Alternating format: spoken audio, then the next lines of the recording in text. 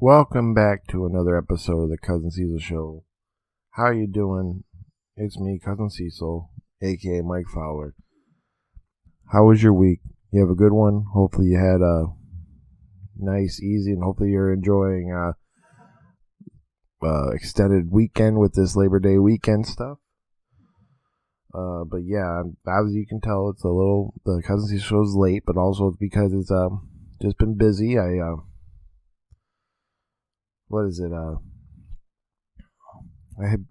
been stacking up a bunch of podcasts onto each other. I had Saturday I did recapping the Elite, and we obviously and then yesterday we did the United Nations on Delvin's Patreon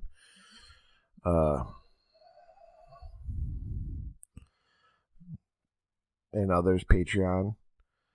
And then I watched the pay-per-view of AEW's All Out, which is excellent. And then probably after this recording, I'm going to jump onto another one with Doc to recap the pay-per-view for a quick little special thing.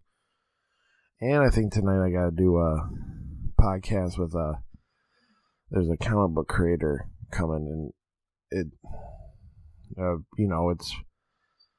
it's cool to be busy, but also feels I get those feelings of like I'm like, oh, I just want to crawl in a ball and die, like that idea. But yeah, it's been an okay week, and hopefully you had a great one too. We get into more just it's gonna be probably short and sweet too. But what I've been playing, been playing some Destiny, and been enjoying that. And I got my first time I had to play one of the missions that are you go through the astral plane and you're looking for kind of what I would call like the witches of the Awoken with the Queen, like the Queen's council of like witches that are actually magic people. And they're all lost and blah, blah, blah. Like, I think we're going to find one each week. But, so that is very interesting. I don't know if I like that gameplay yet. Only because the astral plane, there's no real, there's no, like, GPS, there's no compass that tells me, okay, go to this one next, go to this spot next for like the mission. It's kind of like you're on your own in this plane, you had to just figure it out. And then there are these new things that you can activate or interact with, but you can only do it later. Like, I'm assuming through in the season, if you keep leveling up like the wayward compass, you're gonna be able to like unlock these like there's chests behind doors that are locked, and there are paths that might look a little too far because you're like the astral plane has places. It's like we're like in a crumbling asteroid belt, but like obviously like so you have a big one, and then you think you can't jump over there. You probably can't. But you can activate like this fake space bridge to walk over to the other spot, which is unlockable through these pinpoints of like they're like you need the ascended light, you need like the passage, the lens of passage, and all this shit. So it was okay. Like this week, I don't know if they're gonna interval these each week. Like this week was like you had to fight the Ravengers, so we'll see if they put more different enemies in it. And then you ended like this week. I ended it with I fought I remember I used to be a lot better with the names, but the 6-legged like tank from the Fallen. I just can't remember what they're called. They've always been in the Devil's Lair and like on all that other those things. They had the you shoot the leg and he falls down, his neck shows, and you shoot the neck. But yeah, that was me about gaming. I've been really contemplating. We're getting into the fall season, and I missed my opportunity. I wanted to pre-order the Horizon 2's Regilla, like the $250 version for the statue, and that statue looked amazing, but I missed my chance even through the GameStop thing. But I digress. Also, for a more quick one, it's another missed opportunity for comic reviews, and it's been busy, and but more for behind the veil, like this week, Scout gave me. I had an email. I think I have last week's email still, so that's 3 comics or 4 comics. This week's email was at least 5 or 6 comics, and I'm like, whew. And more of a tease, like I have Black Cotton 5, I have Redshift 2, I have this new one, like something on the Dragon, like this, like it seemed like a 70s cop magazine or book, like oof, and I just have no time. But I did read one book, and I made sure I read it. It was the finale of The Many Deaths of Layla Starr by Ram V. and Boom Studios, and it was the ending of this amazing little 5-book series, and I'm here to say I feel it landed.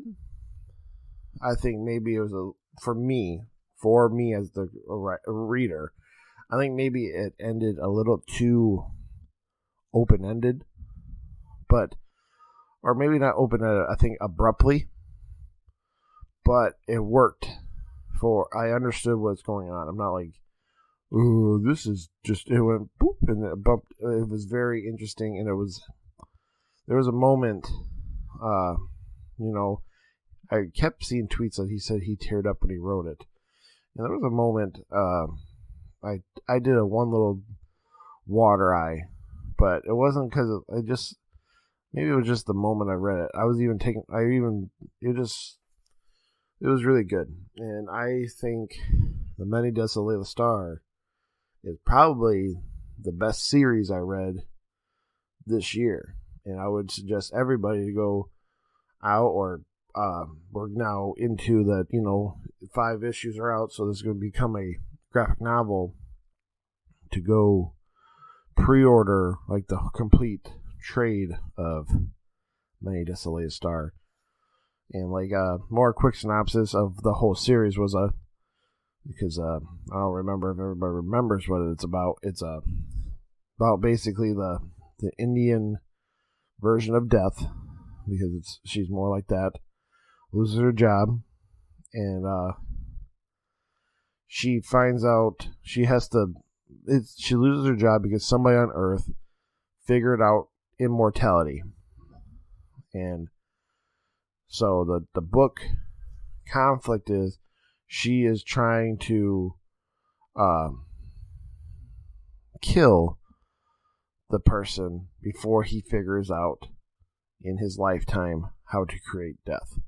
Because I think this will be at least a way to tease you in. Like in the first issue, like she went down there when he was a baby. The guy who was going to create immortality had him in her hands, but she just couldn't kill a baby. And then, long story short, she ended up dying, and she wakes up, and she's like, she has like a love relationship with life, like the god of life, and he saves her, and he goes, well, you still got some time. He's only like 8 years old or something, like there's a span of time that's progressed. and then that's the teaser, the first, like how the first issue ended. And it's a really great ride. It was a very, I'm not trying to be sugarcoat like this. This book could be something that sits on, like, it's going to be a staple in how people look at comic book. Like, they could be definitely a different medium of expression and how to tell stories, because it was a very excellently done book. And I hope, sounds dumb, I really hope somebody actually figures out a way that maybe we could get a movie off this book, because it was so well done. The art was excellent. The writing is Ram V, so it's extraordinary, and it was a great read. Highly recommend it. Highly highly recommend it. I'm not doing it because obviously, look, he's never been on the show, not like that. But he has a formula that's been working for me a lot, that I've been noticing with this gentleman. But yeah, that was me for that. And there's just one book I got to read out of all the fucking backlogs I have.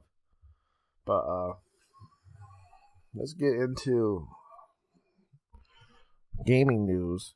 And the one thing I forgot to mention last time, but I think I will go into the big elephant in the room that's going to happen next week, or this week, excuse me,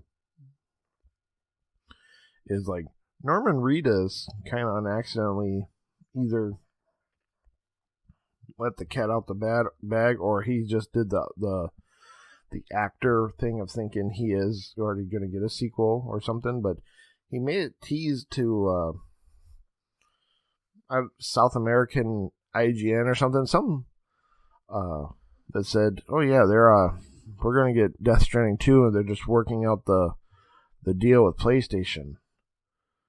So I'm not 100% sure, I'm not going to say that's set in stone, but I think it was also going to be a no-brainer to know that there was going to be a sequel to that game, just because Kojima is definitely he'll definitely, maybe I'm wrong, maybe he was forced in Konami, but he does seem like a person, he will ride something till it's the wheels fall off for if he feels in the mood about it. So, I mean, like, yeah, take what you think about Death Stranding or whatever, but it did do something story-wise or whatever to fans that people either hate it or love it. So, hey, we'll see. And then, what is it? This week was kind of big, just more teasers and like some more touch bases with things that was announced that we already talked about. Like,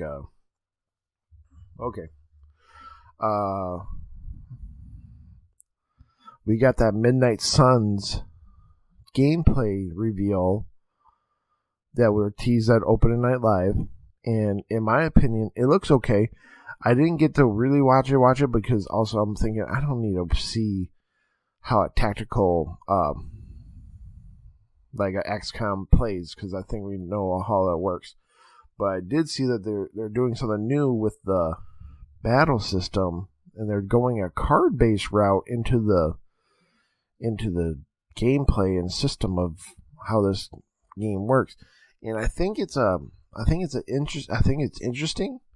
I have not really looked into what I'm about to explain, because it might have happened in the show, but I didn't get to watch it as much as I wanted to.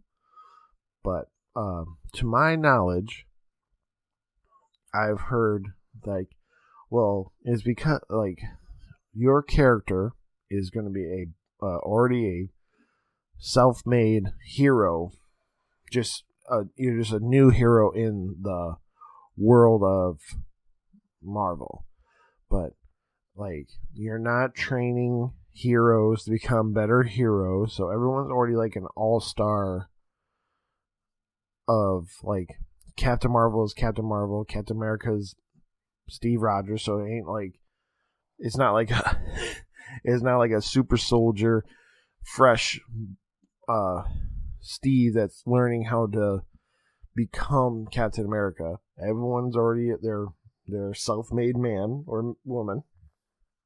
So I wonder if like it has to be the card-based thing, just keeps it randomized that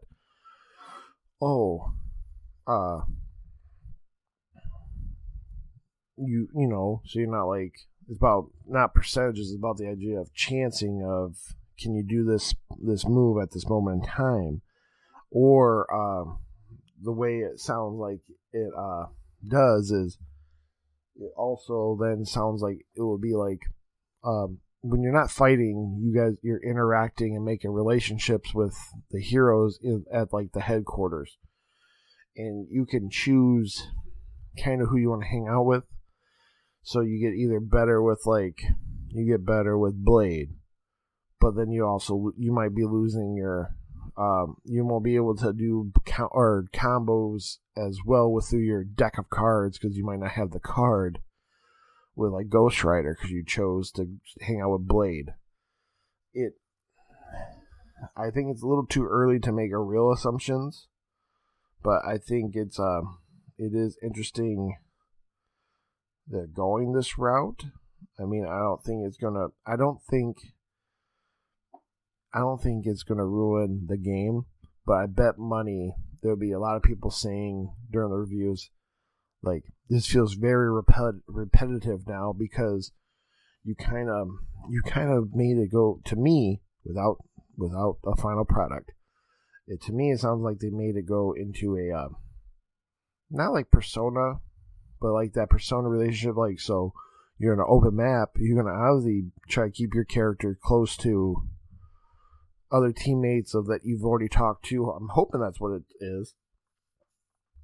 Like, it just seems like you're going to be opening up to that you're going to cross the map either near or close, like near or in that vicinity of your combo partner, more than like maybe down the road you forgot, like, oh shoot, who would it be?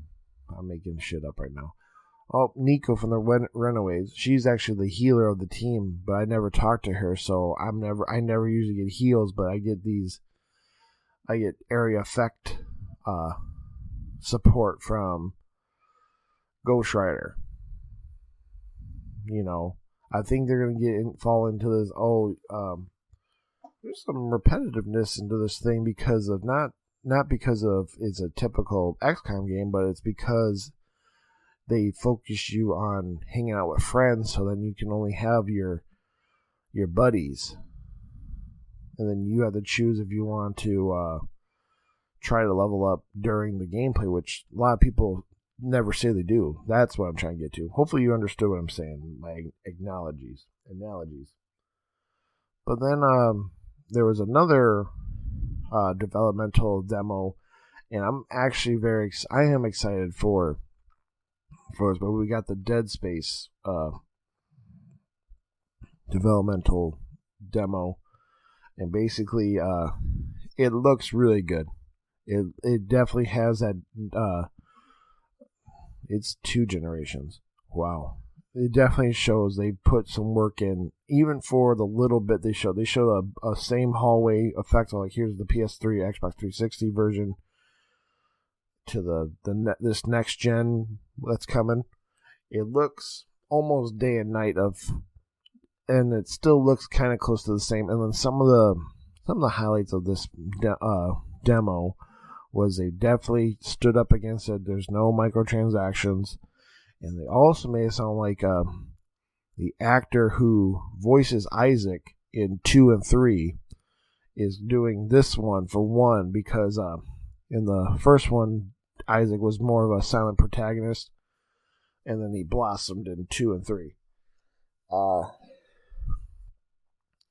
They also said they're reworking some of the story, but the main outline and the main how would I word it? The lore of Dead Space is still the same. It's still about necromorphs, shooting the limbs. They even doubled down on the limbs, like, because they showed even how you might have to take 2 shots in the same limb, and it looked really good. It's still really early development. Like, they showed demos of the gunplay on a pre-developed map where, like, the guy can walk up towards a certain circle and says, "Oh, give me the laser cutter." I'm like, that's how you pick it up, because it's so early in development. Like, it's like they're, in my eyes, like how developers like, "Oh, we're gonna test this out, so we're gonna go on the fake playroom and just shoot around on we're gonna set a necromorph right here in a T mode, like, a T pose, and just shoot them." That idea, but it looked real good. And I think that's about it. I mean, kudos to, of course, the team. I think they also know what they're saying. They definitely know they're doubling down on doing everything in their power to be not like EA of current, of like worry about DLC or microtransactions. So that's why they I don't know, like, that must be very alarming to developers now, of how EA has been the face of microtransactions, which is, I think everybody is now, besides PlayStation. But I'm not saying like, oh, but that's just how they play. They play single player. I mean, of course they have MLB The Show microtransactions, so yeah, everybody's like that. But how much of a dirty glamp EA's got is kind of alarming. But yeah. And then another thing that kind of is a surprise to me is, long story short, Eurogamer has kind of leaked, or has now starting to pick up news about these possible rumors in the Nintendo Switch, that the Nintendo Switch is possibly going to get Game Boy and Game Boy Color games onto their Nintendo Switch Online, like, game library, starting this month. And apparently Eurogamer's been either talking to people who got data mines or this or that, but it's not been confirmed yet. I think they're, to be honest, I don't know why people sound so excited. The only thing, and I'm actually thinking, being real talk about this, I really think out of the Game Boy and Game Boy Color spectrum of games that I would want to play, that's not like been adapted or upgraded, is Pokemon. Like, so are you saying you're excited for only Pokemon Red, Blue, Gold, and Silver? Because those are the only Game Boy games I could think of that are worth a damn. Now, if they did, they're going to put the Game Boy Advance catalog on here, and then maybe work on 3DS. I'm just saying, but if they did Game Boy Advance, man, now that would be a great surprise. Now that would give you fucking couple of those pocket Metroid Primes. They give you the whole Minish Cap, and I think Seasons. But I think Seasons was a Game Boy Color game. But the idea of, there are a lot more Game Boy Advance games in my head that could be cash cows for them just to have going on. Advance Wars. You could get people that pumped up for the new one that's coming out. You have so many more options, I think, with Game Boy Advance than trying to make everyone buy fucking Super Mario Land and the red coins for the 18th time or make everyone play Link's Awakening when you have a remake version of Link's Awakening on the Switch right now. You know what I'm saying? You ain't gonna play Game Boy Tetris when you have Tetris Connect on your on the Switch. Like, it's just, come on. Like, what are you gonna play? Because you know it's gonna be some bullshit in the first couple groups if they're doing it in that way of like, oh, we're making it for the pay game library. Like, so I just wrote it down, but again, I'm not excited. I think they should just jump over to Game Boy Advance, and then we can have a conversation. It's like, okay, you're gonna actually put some good games on here, or give us an option to buy.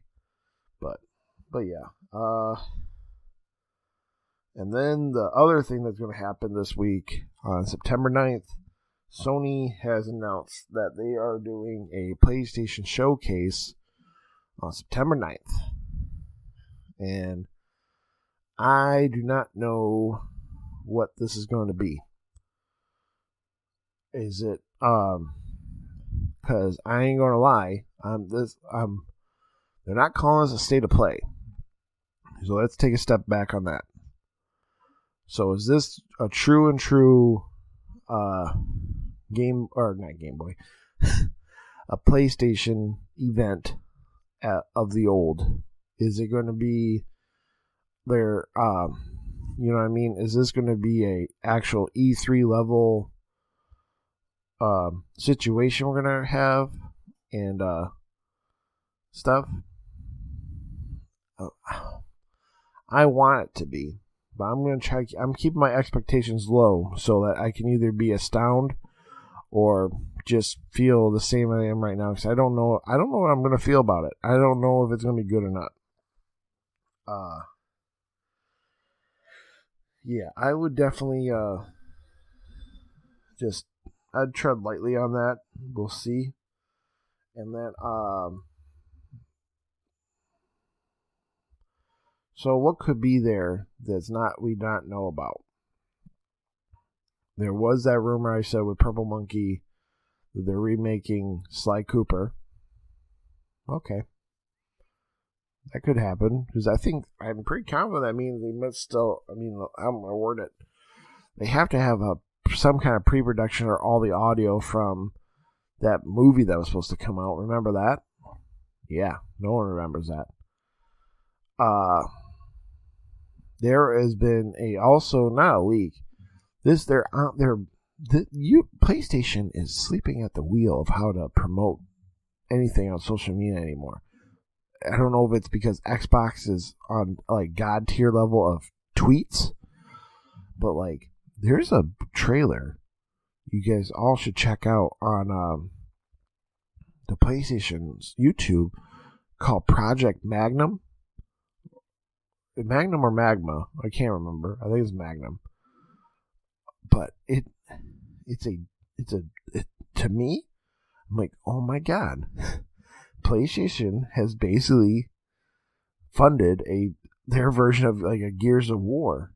And people, when you're gonna go watch this trailer, you're like, Cousin Cecil is on crack.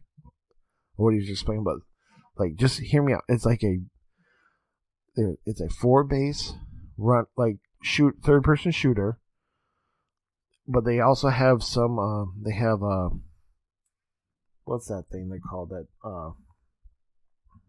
You can.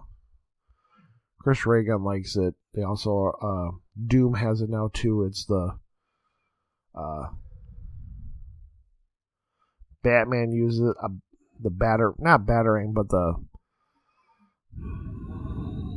God dang, it's too early. I can't think of that damn thing that I'm going to shoot my arm up. It gives me the rope, so it'll shoot me up to that point. Fucking grappling hook. That's the word. Oh my god, like I'm fucking pulling teeth about figuring that out. But apparently, looking up, people are saying that this is a looter shooter. So, okay, maybe take a step back also from the Gears of War thing. But the reason I say that is because It's like Project Magnum looks like it's a working title. It looks like Final Fantasy had a baby with Gears in my eyes.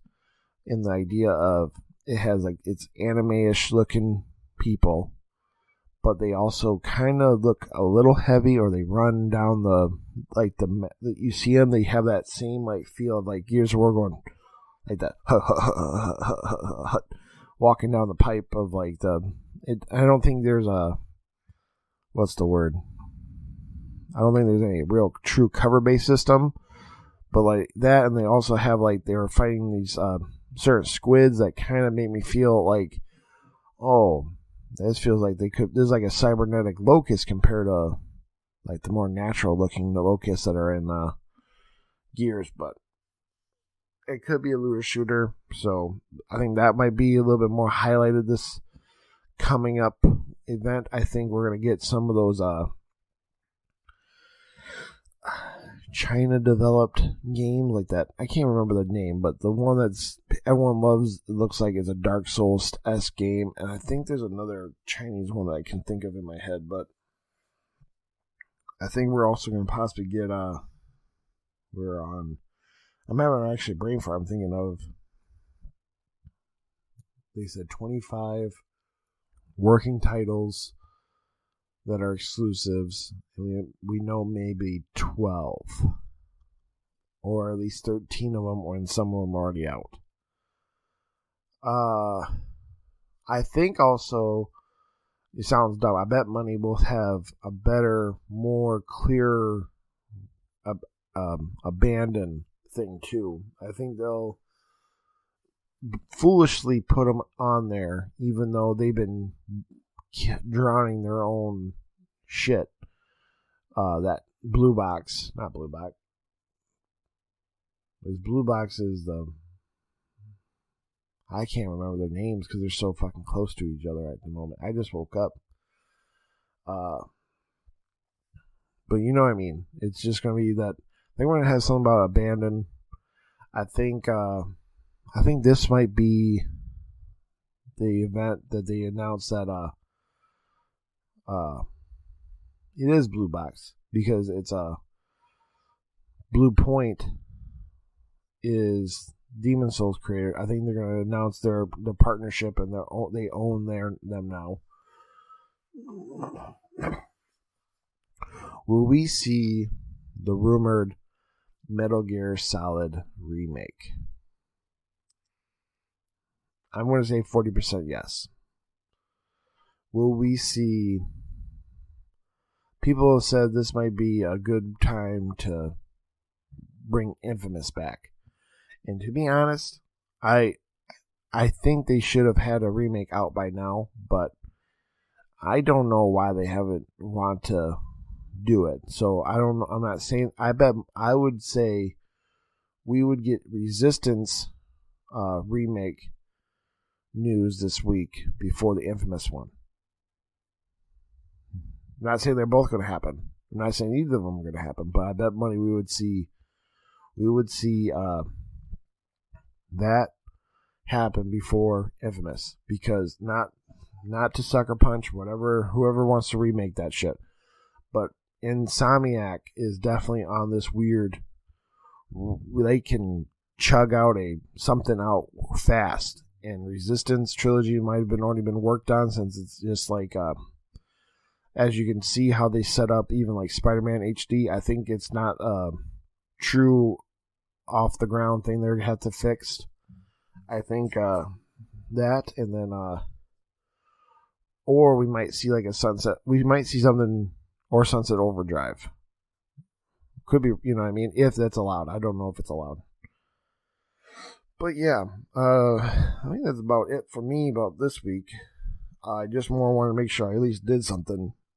Sorry it's late, but this week's hot picks music is from the Certified Lover Boy. I do like way too sexy, and I also don't mind for like a hot pick to it, like pinpoint. The whole album's okay. It's definitely if someone put a gun to my head and told me, what do you like more, Donda or Certified Lover Boy, and I would honestly, I would say Donda, but it's because, hear me out, stick with me. What I'm going to say, I'm not saying they're in. Donda is more innovative than Certified Lover Boy, but also Donda is not like, Donda's not that innovative. But the idea I'm trying to explain is, Certified Lover Boy feels not new because it just feels like more Drake. It feels like you could put any of these songs on any other album of Drake and be like, okay, it, like, you know what I mean? You could, like me, I don't pay for Spotify, so when I was listening to the album, I'm getting fucking God's Plan, One Dance, Going Into the Fold, just, and then like because of, you know, I don't get to enjoy the album on its own because I don't pay. But the idea of it just feels like Drake. Donda is either because Kanye is a psychopath, but it just feels like it could be. It feels different because of how Kanye's each album has been a little different from the rest. They might be talking about Jesus right now, but the idea of they're different. That's what I'm trying to say.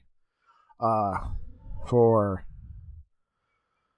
TV, this I want to say just get Hulu, because for Hulu, FX is killing it right now. What We Do in the Shadows restarted, but a new one that I think you guys should all check out is Reservation Dogs.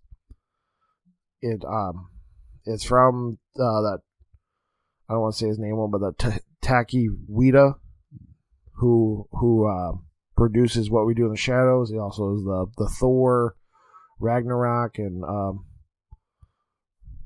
the new Thor that's coming out, director and all that stuff. But it's basically about Oklahoma reservation of whichever native tribe is through Oklahoma, and it's been really funny watch, and it's also kind of it's I think it's interesting. I've been watching my fiance's face because she's native from the Michigan tribes, but then just to see how it's not like that small world idea, like, oh, they're doing the same funny jokes that she's heard from other, you know, from like the tribes around here. It's kind of interesting. It's funny. Like, it's some pretty funny native humor, and also some respect to the thing. Like episode 3, I think episode 3 has like they blurred out like the owl's eyes off of like a statue because of some native cultures think the eyes of the owl are like the eyes of the devil or something. So it's kind of funny, like some inside stuff they don't talk about, but it's there for the watchers who are, you know, part of the culture. It's very funny. And then for comics, I'm not looking it up that much today, but just go to your local comic shop, find issue 1. This week I know that Black Manta issue 1, this more parts of the Extreme Carnage, so like we get issue 1 of Toxin, which is part 6 of this story. And then you can also read Kazar, the Boy of the Savage Lands, issue 1. And then like, what I would also say is go to your local comic shop. Why don't you, and then trust me on this one too. Come in there with my thoughts, but also go in there and ask the person who works there what's their suggestion, and see if you can get a conversation going and just get some comic thoughts of your own or free will of what you see there. I would also say if the guy has them, highly doubt it, but go pre-order the Many Deaths of Layla Starr trade paperback, because I think you are going to be disappointed. It's a very great open story about how life and death is in the world. For a story that involves the possibility of immortality, it's really good. It's really good. But follow me on Twitter at MikeFowler93. Tell a friend about the podcast, and I'll catch you guys next week. Be good to each other. Peace.